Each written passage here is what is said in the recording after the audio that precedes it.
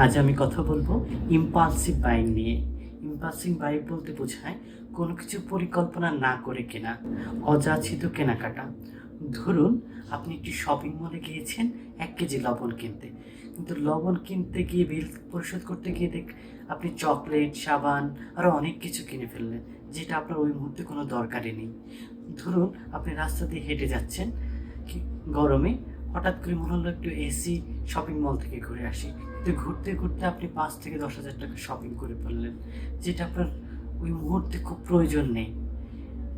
এখন আমরা এই ধরনের ইম্পালসিভ বাইংগুলো কেন কিনি? কোনো পরিকল্পনা না করে কিনে ফেলি, যেটা আমাদের প্রতি মাসের শেষে একটা চাপ তৈরি করে। ইম্পালসিভ বাইং থেকে কীভাবে দূরে থাকতে পারি, নিয়ন্ত্রিত করতে পারি?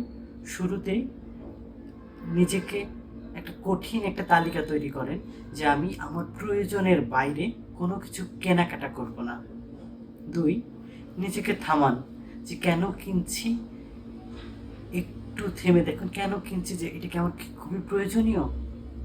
3, বিভিন্ন অনলাইন অ্যাক্টিভিটি থেকে নিজেকে দূরে রাখার চেষ্টা করেন। অনলাইন স্ক্রলিং করতে করতে মনের অজান্তে আমরা অনেক সময় অপ্রয়োজনীয় অনেক জিনিস কেনাকাটা করে ফেলি। 4, নিজেকে প্রশ্ন করুন যে এই জিনিসটা কি আমার খুবই প্রয়োজন? যদি প্রয়োজন হয় 7টা দিন অপেক্ষা করেন, 7টা দিন পরেও যদি প্রয়োজন হয় তখন না হয় কিনুন, যদি প্রয়োজন না হয় কেনা বাদ দিয়ে দিন। 5, বিভিন্ন আকর্ষণীয় বিজ্ঞাপন, 80% discount, buy one get one offer, credit কার্ডে অফার, তারপর ইনস্টলমেন্টে কেনাকাটা, এই ধরনের কেনাকাটা থেকে বিরত থাকুন, যা আপনাকে মাস শেষে একটা বাড়তি চাপ প্রয়োগ করবে।